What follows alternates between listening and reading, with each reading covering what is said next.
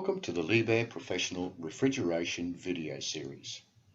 Today we're going to be looking at the laboratory comfort control panel and in particular viewing the minimum and maximum temperatures recorded over the previous time period.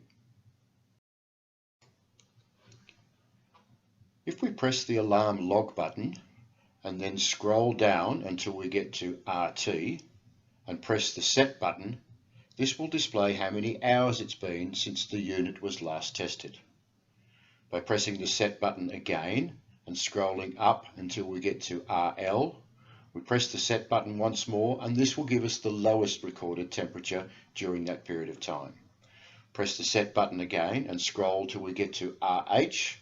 Once again, press the set button and that will display the highest recorded temperature during this period of time.